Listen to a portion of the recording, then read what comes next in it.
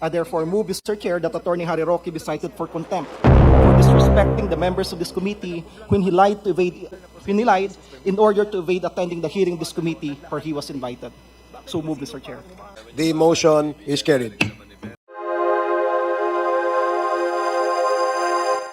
Mr. Chair, in our last hearing on August 16, Friday in Pampanga, Secretary Roque was invited by the Squad Committee.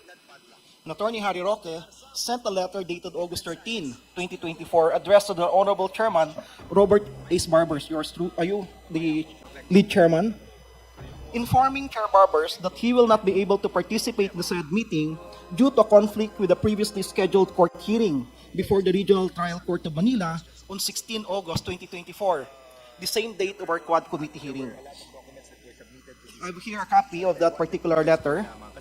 Mr. Chair, we have also in receipt here a copy of certification from Attorney Jennifer H. De La Cruz, Buendia, Clerk of Court and ex-officio Sheriff of Manila, RTC Manila, stating that Attorney Harry Roque has no hearing on August 16 and did not appear in the courts of Manila on said date. Mr. Chair, I hate to say it, but clearly, Attorney Harry Roque, our former secretary, and my former professor, law professor, lied to this committee. And that amounts actually to disrespect of the members of the committee, which is contemptible under Section 11E of the Rules of the House of Representatives on inquiries in aid of legislation. I therefore move, Mr. Chair, that Attorney Harry Roque be cited for contempt for disrespecting the members of this committee when he lied in order to evade attending the hearing of this committee where he was invited. So move, Mr. Chair.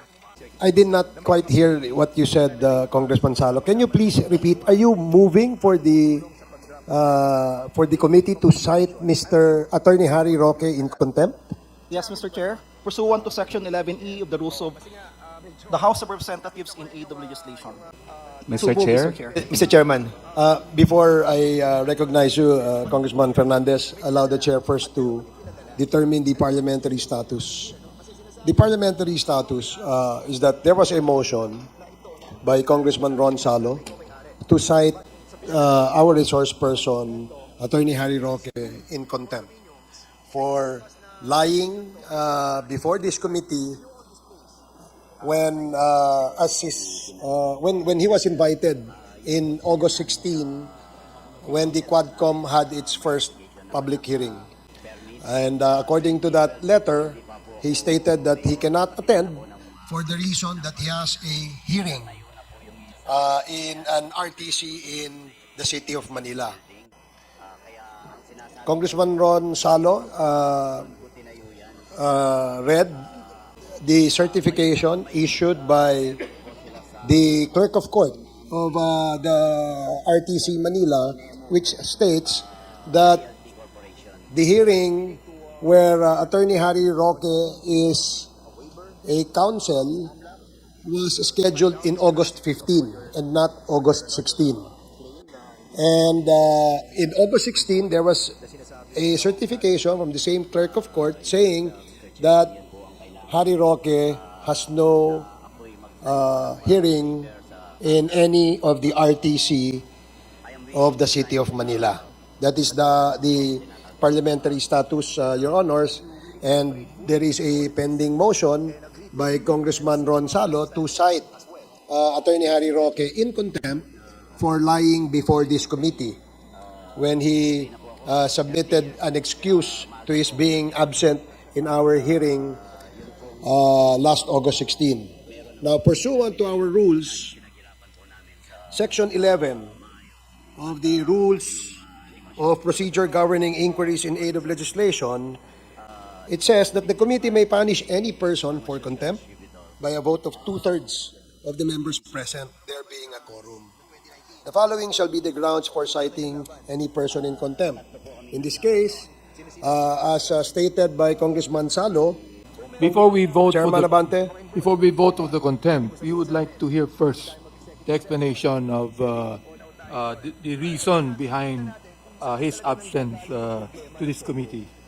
Thank you, Your Honor. I was hoping to be given an opportunity to be heard. It was an honest mistake, Your Honor.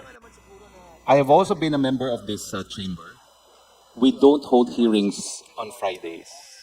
So when I saw the notice of hearing, I assumed that just like the first and the second hearing where I attended, that it would be on a Thursday.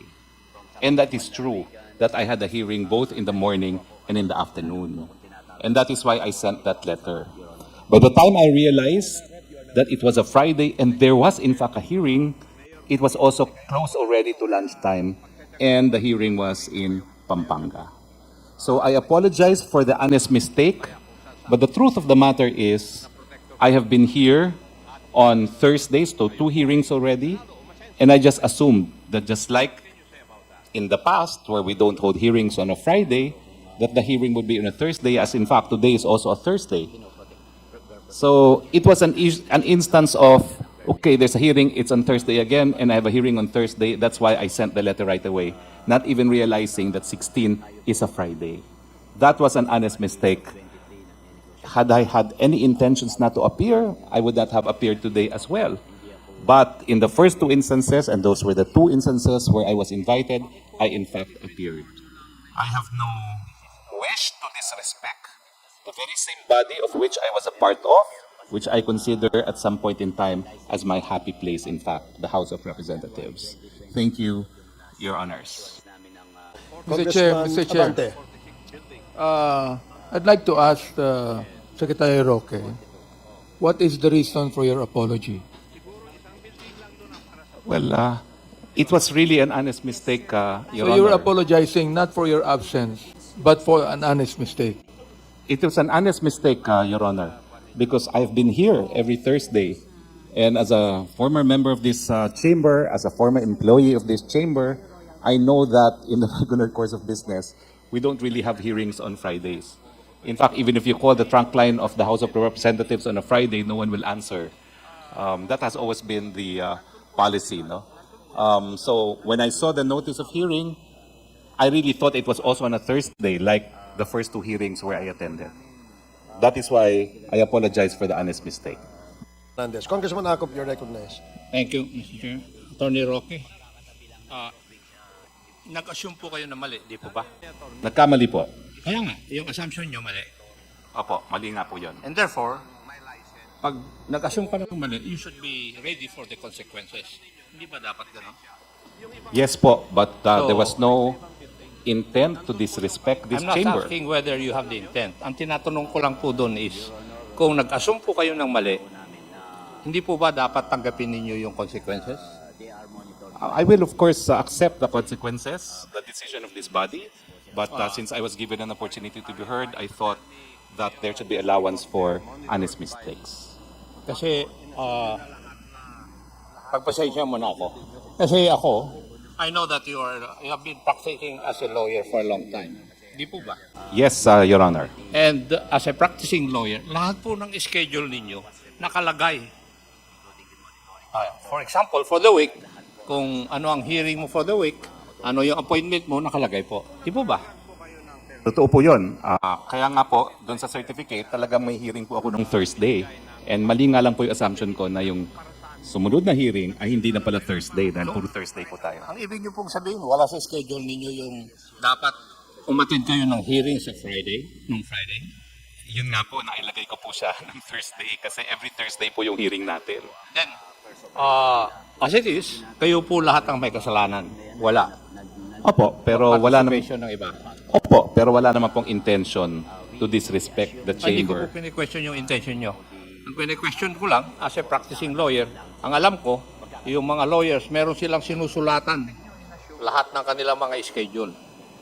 In your case, kung nakalagay yung schedule na yun, dun sa, yung event na yun sa yung book of schedules, dapat alam ninyo. Sa totoo nga lang po, dahil akala ko Thursday, nakita ko na morning afternoon ng hearing ko, sumulat na ako kaagad to inform the committee as soon as possible dahil yung buong akala ko po talaga Thursday. Attorney Roque, marami na pong namatay dahil sa maling akala. Kindly bear that in mind. Thank you, Mr. Chair. Congressman Abante. Mr. Chair, the fact that Secretary Roque appeared with us today and apologize to the committee.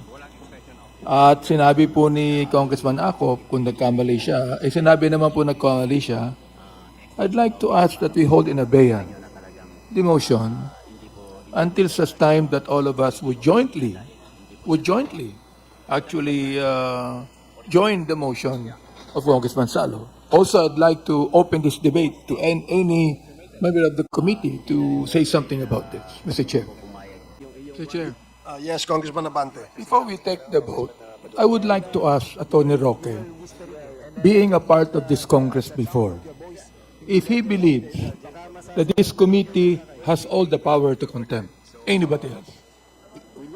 That is recognized, Your Honor.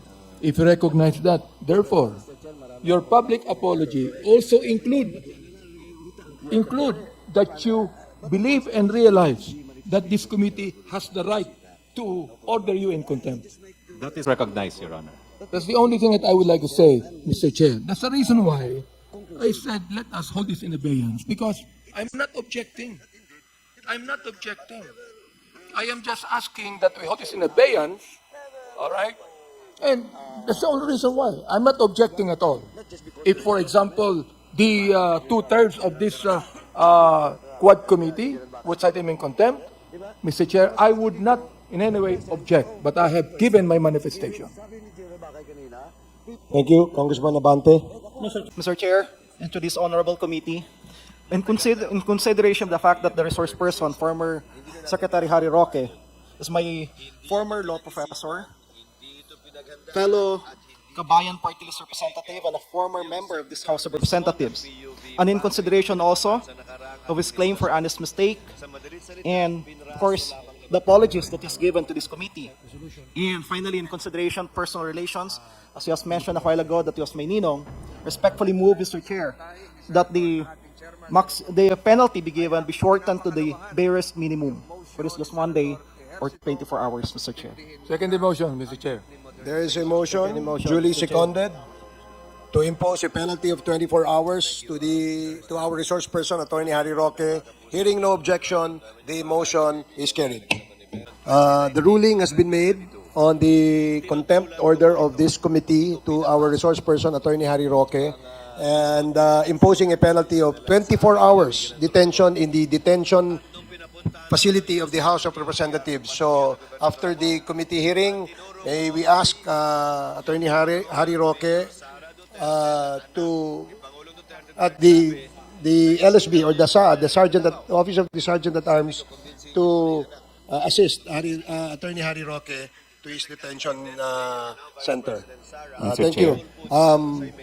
The resource person, Attorney Harry Roque, wishes to be recognized. Yes. I will give you, Attorney Harry Roque, 2 minutes to make your manifestation. Thank you, Mr. Chair. I would like to move for reconsideration. It is not the severity of penalty, but the deprivation of liberty that I am appealing from. I believe that the right to liberty is amongst the most important of basic human rights, and there being no showing that there was an actual lying, but an honest mistake, and there was no actual disrespect, as evidenced by the fact that I have appeared 3 times out of the 4 invitations, I believe that any form of punishment by way of deprivation of liberty is unwarranted. Thank you, Mr. Thank you, Attorney Harry Roque. Let it be of record that Attorney Harry Roque is asking for a reconsideration on the contempt orders that the committee has issued. Under our rules, there must be, again, another vote on this. And since there's no motion to vote, we will have to wait for the time that when we resume in our next hearing, we will probably consider the motion for reconsideration of Attorney Harry Roque.